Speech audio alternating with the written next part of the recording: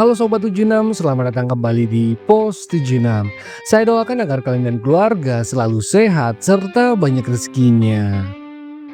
Film kali ini menceritakan seorang perawat cantik yang memiliki kebiasaan aneh, yaitu berburu para pria hidung belang, terutama pria yang sudah beristri.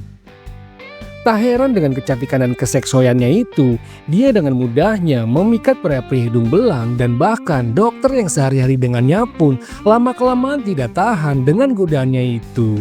Akan tetapi dia melakukan itu semua bukan untuk mendapatkan uang, melainkan untuk sesuatu hal yang sangat mengerikan. Sampai-sampai para korban rayuannya itu berakhir mengenaskan sebelum mereka sempat menyentuh wanita tersebut.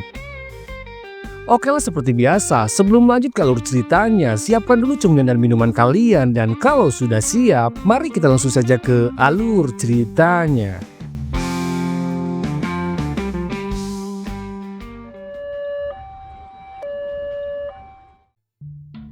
Film diawali di sebuah perkotaan, tepatnya di sebuah tempat hiburan malam.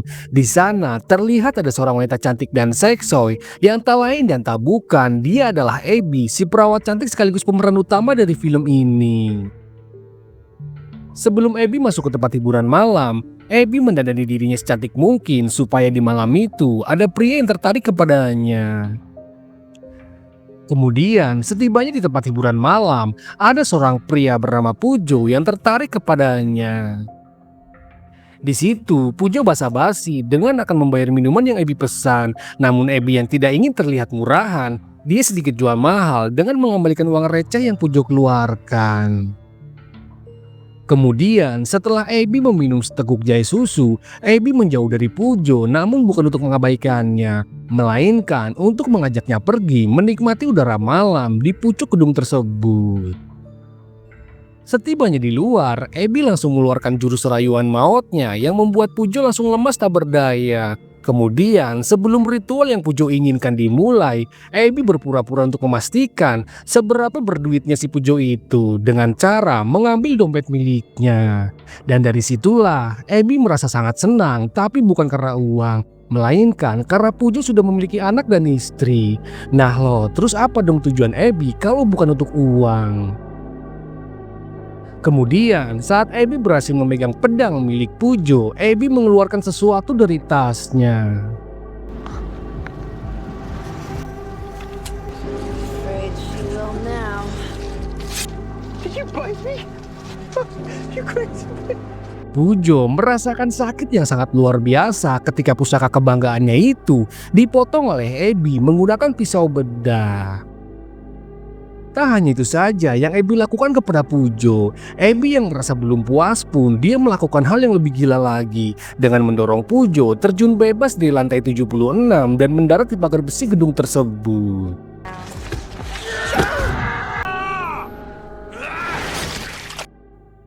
Setelah kejadian malam itu, keesokan paginya di rumah sakit tempat dia bekerja, ada beberapa perawat baru di sana. Dan Abby yang sebagai perawat senior, dia diminta untuk membimbing para juniornya itu. Dan dari sekian banyaknya perawat baru di sana, entah kenapa Abby hanya fokus kepada seorang perawat yang bernama Anna.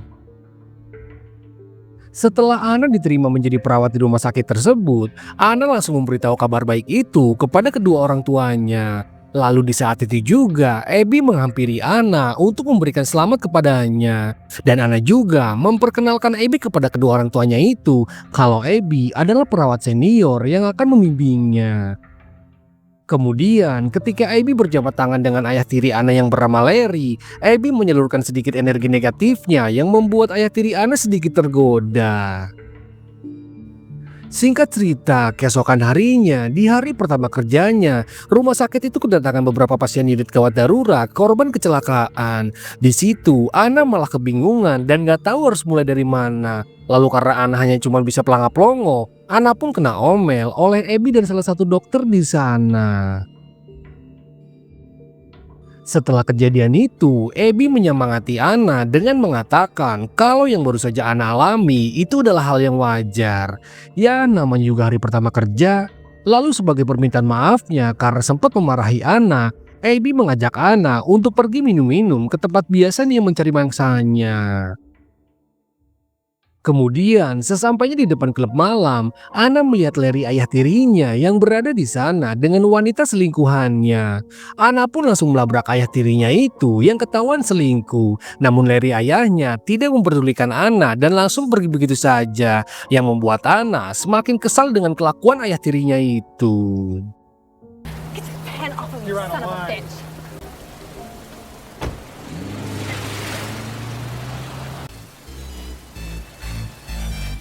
Di malam itu, Anna meluapkan kekesalannya itu dengan meminum begitu banyak air cap orang tua. Kemudian, ketika Anna sudah mulai mabuk parah, Abby mengajak selfie Anna dan memfoto Anna ketika Anna sedang diaduk-aduk oleh pria suruhan Abby. Entah apa maksudnya, Abby memberikan Anna kepada seorang pria secara cuma-cuma tanpa menerima uang sepeser pun. Dan yang Abby butuhkan hanyalah foto ketika Anna sedang diobok-obok oleh pria suruhannya itu.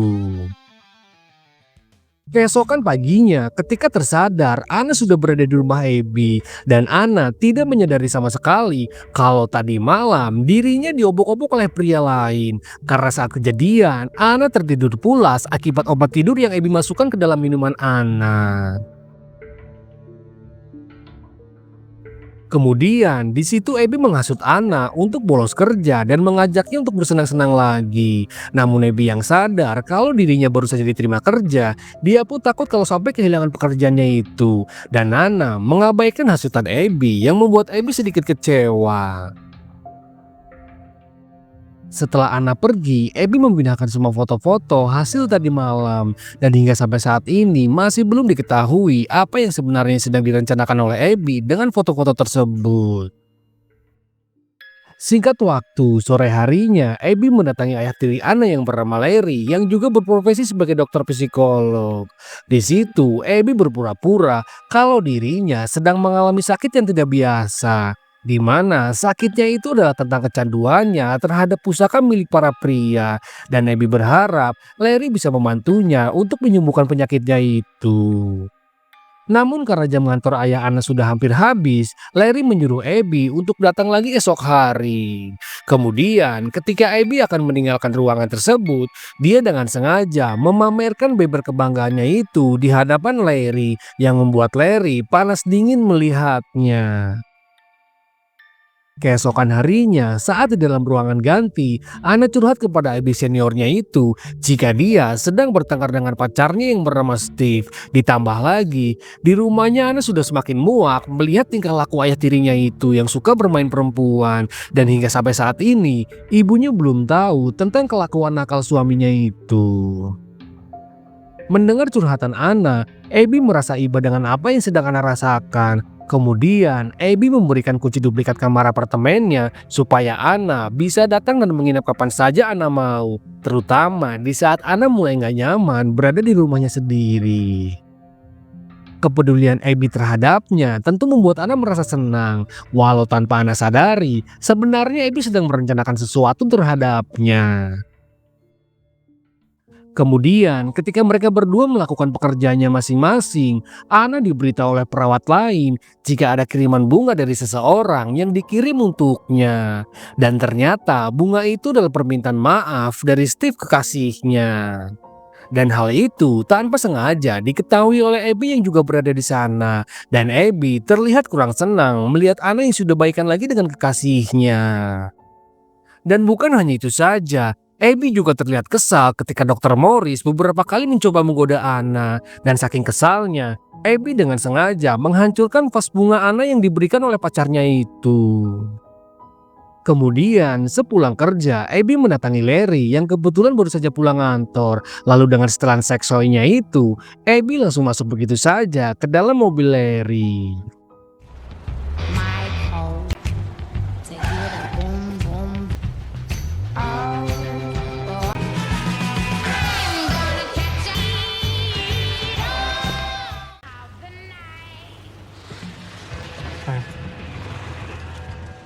Di dalam mobil, Abby berpura-pura jika penyakitnya saat ini sedang kambuh dan meminta agar Dr. Larry mau membantunya.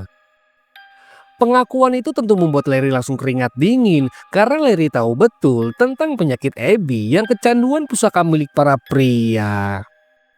Larry yang memang doyan selingkuh pun tak ragu-ragu lagi dan langsung mengajak Abby untuk mencari tempat sepi.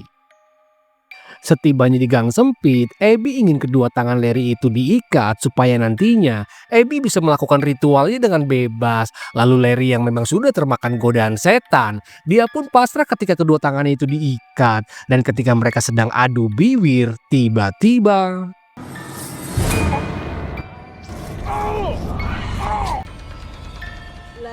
alih-alih bisa menyuntik Abby dengan pusakannya, Larry malah disuntik jarum beneran yang berisikan obat bius sehingga membuatnya lemas tak berdaya.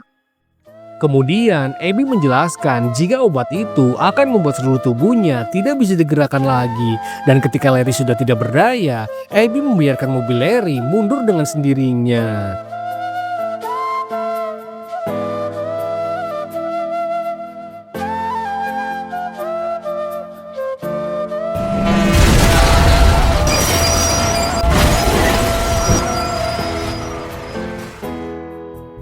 Kecelakaan itu membuat Larry tewas saat itu juga, dan dengan santainya Abby mengambil tali yang mengikat tangan Larry supaya nantinya polisi menganggap kalau Larry tewas murni karena kecelakaan. Setelah kejadian itu, Abby pulang ke apartemennya dan mendapati Anna yang sudah berada di sana. Jesus.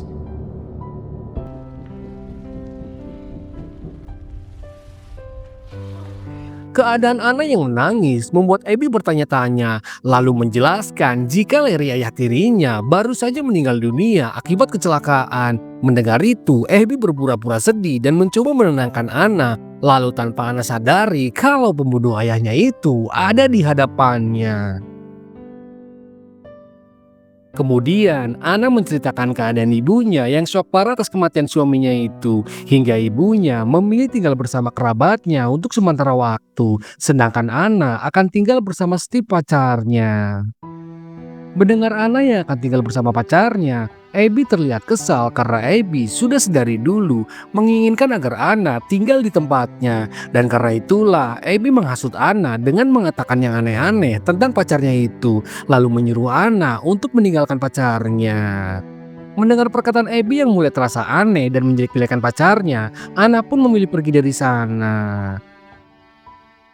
Keesokan harinya, ketika Anna sedang bekerja, Anna mendapatkan beberapa email masuk di komputernya. Dan saat dibuka, ternyata email tersebut berisikan foto-foto dirinya sewaktu Taylor bersama Abby. Dan yang lebih parahnya lagi, Abby melihat beberapa foto dirinya yang sedang diaduk-aduk oleh pria asing. Melihat itu, Anna pun terkejut karena Anna merasa tidak pernah melakukannya. Lalu karena takut ketahuan oleh orang lain, apalagi pacarnya, dia pun langsung menghapus semua foto tersebut. Kemudian di ruangan lain, Abby kedatangan karyawan baru yang bernama Rachel yang so asik dan so kenal kepadanya. Bukan tanpa alasan, Rachel tiba-tiba so kenal dan mengajaknya mengobrol. Karena Rachel merasa kalau wajah Abby tidak asing dan mengingatkannya dengan teman masa kecil yang bernama Sarah yang merupakan tetangganya di masa lalu. Namun saat itu, Sarah tidak pernah kembali setelah dimasukkan ke rumah sakit jiwa. Sementara itu, sedari tadi, Anna diam-diam mendengarkan percakapan mereka dari awal sampai akhir. Kemudian, sore harinya sebelum pulang kerja, Rachel diam-diam memeriksa berkas pribadi milik Abby dan akan mencari tahu tentang asal-usulnya. Karena Rachel merasa jika Abby ada kemiripan dengan Sarah tetangganya yang dimasukkan ke rumah sakit jiwa 15 tahun yang lalu. Dan saat Rachel akan meninggalkan ruangan tersebut, tiba-tiba kedatangan Abby membuat Rachel menjadi panik karena secara diam-diam Rachel sedang mencari tahu tentang asal-usulnya. Lalu Abby yang melihat Rachel seperti orang yang kurang hiburan, Abby mengajak Rachel untuk minum bersama di rumahnya malam ini. Dan Rachel dengan senang hati menerima ajakannya tersebut. Setelah itu, Abby menghubungi Anna dan mengajak Anna untuk bergabung bersama dia dan Rachel malam ini. Namun Anna menolak karena kebetulan di malam itu Anna akan pergi menginap ke rumah pacarnya. Singkat waktu, Anna yang baru saja sampai di rumah pacarnya, Anna mendengarkan pesan masuk dari emailnya Steve. Lalu karena penasaran, Anna pun memeriksanya.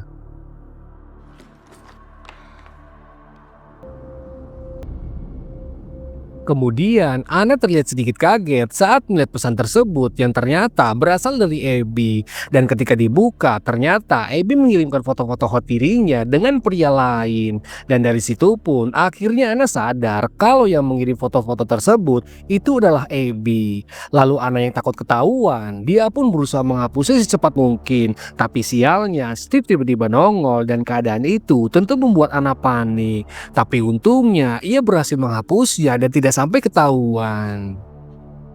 Singkat waktu, malam yang semakin larut, Anna mendapatkan panggilan video dari Rachel. Di dalam panggilan video tersebut, terlihat Rachel yang sudah mabuk parah. Dan dalam keadaan mabuk itu, Rachel tiba-tiba mengatakan jika Abby mirip sekali dengan Sarah, tetangganya sewaktu kecil. Kemudian di layar laptop terlihat Abby membawa jarum suntik tepat di belakang Rachel. Anna yang melihat itu panik dan berusaha untuk memberitahu Rachel. Rachel, behind you. Rachel, no. Behind you. Look. Look behind you. No, look. Rachel, look. Anna yang mengira jika Rachel telah dibunuh, dia langsung menghubungi polisi. Lalu tak lama kemudian, Abby mengirimkan sebuah video kepada Anna yang memperlihatkan kekesalan Abby kepada Rachel yang suka kepo sama urusan orang. Di keesokan harinya, Anna mendatangi kantor polisi. Lalu di sana, dia melihat Abby yang sedang bersama anggota polisi lain. Dan tak lama kemudian, Abby langsung pergi dari sana yang seolah-olah terbebas dari semua tuntutan. Kemudian, polisi itu pun menghampiri Anna lalu menyalahkan Anna karena Anna telah membuat laporan palsu. Karena kenyataannya, pada malam itu Rachel bukanlah mati, melainkan teler parah akibat terlalu banyak minum. Di balik perkataan polisi itu, ternyata Abby telah mempengaruhinya dengan memberikan pengakuan palsu kalau dirinya telah difitnah oleh Anna sebagai wanita nakal, yang padahal Anna sendirilah wanita nakal itu yang suka melakukan pengencitan bebas dengan pria asing. Hal itu dibenarkan dengan bukti-bukti foto Anna yang sedang diobok-obok oleh pria asing. Anna yang melihat foto-foto itu, Anna pun terpojokan dan tidak bisa berkata apa-apa. Ditambah Steve pacarnya sangat kecewa dengan kelakuan Anna di belakangnya. Dan meskipun Anna menjelaskan kalau dirinya dijebak oleh Abby, Steve tetap tidak peduli dan pergi meninggalkannya. Singkat waktu, malam harinya Rachel yang sedang berada di ruangan kerjanya, dia memeriksa berkas Abby lalu mencari tahu tentang asal-usulnya. Dan baru saja mau mengetahui siapa Abby sebenarnya, tiba-tiba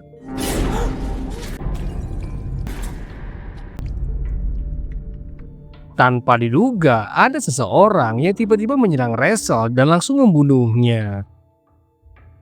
Di keesokan harinya, Anna menuju ke rumah sakit jiwa yang pernah dibicarakan Rachel beberapa hari yang lalu saat dia mendengarkannya dari balik dinding. Sementara itu di sisi lain, Abby dipanggil oleh Dr. Morris karena Dr. Morris mendapatkan laporan bahwa Abby terlalu keras dan bersikap kurang baik kepada para juniornya itu. Namun alih-alih memarahinya, Dr. Morris malah tergoda rayuan Abby yang mengajaknya pergi ke ruangan sepi. Dan ketika Dr. Morris mengikuti langkah kaki Abby, tiba-tiba Dr. Morris dibius oleh Anna dan sudah dipastikan hidupnya tidak akan lama lagi karena setiap pria yang masuk perangkapnya tidak akan dibiarkan hidup. Kemudian, scene kembali ke Anna yang kini sudah sampai di rumah sakit jiwa. Di sana, Anna menanyakan tentang seorang pasien yang bernama Sarah yang pernah dimasukkan ke rumah sakit jiwa itu saat masih kecil. Kemudian, seorang dokter di sana menceritakan bahwa kejadian itu bermula ketika Sarah masih berusia 8 tahun. Pada saat itu, Sarah kecil menemui ayahnya yang sedang bekerja di rumah sakit. Dan tanpa sengaja, Sarah melihat ayahnya sendiri yang seorang dokter sedang pah-pepo dengan seorang suster di ruangan pribadinya. Lalu tak lama kemudian, ibunya Sarah juga melihat langsung kelakuan bejat suaminya itu. Yang pada akhirnya, pertengkaran hebat pun terjadi di sana. Hingga membuat Sarah melakukan hal yang mengejutkan. Barge into my office.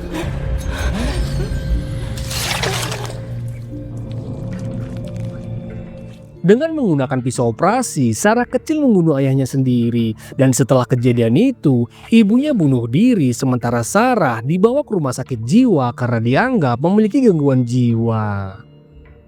Kemudian di rumah sakit, Sarah kecil yang selalu membawa boneka perawat, dia diadopsi oleh seorang suster yang bernama Janet. Dan setelah 10 tahun berlalu, suster Janet dikabarkan meninggal dunia sementara Sarah tidak diketahui keberadaannya hingga sampai saat ini.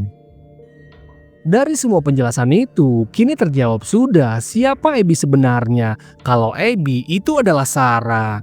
Dan setelah suster yang merawatnya meninggal dunia, Sarah pergi ke kota dengan identitas palsunya menggunakan nama Abby. Kemudian setelah kejadian ayahnya yang selingkuh yang membuat ibunya bunuh diri, Abby sangat membenci para pria yang selingkuh. Maka dari itu, dia selalu menargetkan pria hidung belang seperti Pujo, Dr. Morris, dan Larry ayah tiri Anna. Lalu setelah kejadian di masa kecilnya itu membuat Abby benar-benar tidak percaya lagi dengan yang namanya pria. Dengan kata lain, Abby lebih tertarik dengan sejenis untuk dijadikan pasangan. Ya masuk akal sih, karena pertama kali Abby melihat Anna, dia langsung tertarik kepadanya. Dan begitu Abby tahu kalau Anna punya pacar, dia berusaha memisahkan keduanya dengan cara menjebak Anna yang diobok-obok oleh pria lain, lalu mengambil fotonya untuk diberikan kepada Steve, sehingga membuat hubungan Steve dan Anna menjadi berantakan. Setelah mendapatkan informasi tersebut, Anna langsung menghubungi rumah sakit dan juga menghubungi Rachel untuk memberitahu kalau Abby itu adalah Sarah, seorang wanita yang sangat berbahaya. Namun baru saja menghubungi ponsel Rachel, tiba-tiba terdengar suara ponsel yang berdering dari dalam bagasi mobilnya. Yang ternyata itu adalah ponsel milik Rachel yang sudah berlumuran cairan merah. Dari penemuan ponsel Rachel yang dipenuhi cairan merah, Anna memiliki firasat jika semua itu ada hubungannya dengan Abby. Dan benar saja, melalui telepon Abby mengatakan jika dia telah menghabisi Rachel dan juga mengatakan jika target selanjutnya adalah Steve pacarnya. Mendengar semua perkataan itu, Anna pun langsung bergegas menuju ke rumah sakit saat itu juga. Sementara itu di sisi lain, si detektif menerima pesan dari Anna yang menceritakan tentang siapa Abby sebenarnya dan memintanya untuk segera menangkap Abby karena saat ini Abby sedang berusaha untuk membunuh Steve. Kemudian Anna yang sudah sampai di rumah sakit, dia langsung menanyakan keberadaan Steve kepada Abby. Namun bukannya dijawab, Abby malah langsung mengamuk saat itu juga.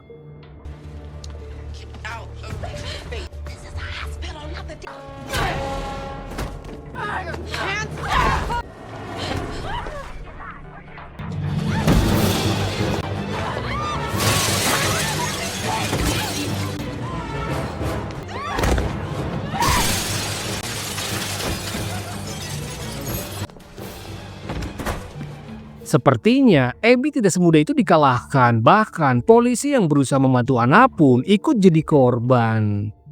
Abby terlihat semakin kesal kepada Anna karena Anna telah membongkar identitas aslinya dan juga menolak untuk tinggal bersama. Dirasa tidak bisa mengalahkan Abby seorang diri, Anna berusaha untuk mencari bantuan. Namun lagi-lagi Anna dihadang oleh Abby.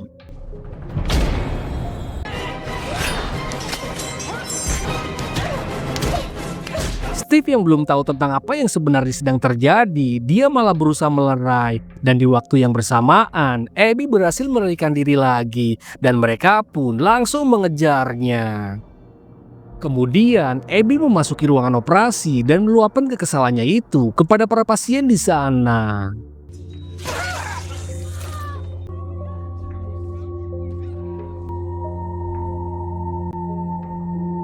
Abby benar-benar sakit jiwa. Bisa-bisanya pasien yang lagi sekarat pun turut jadi korban.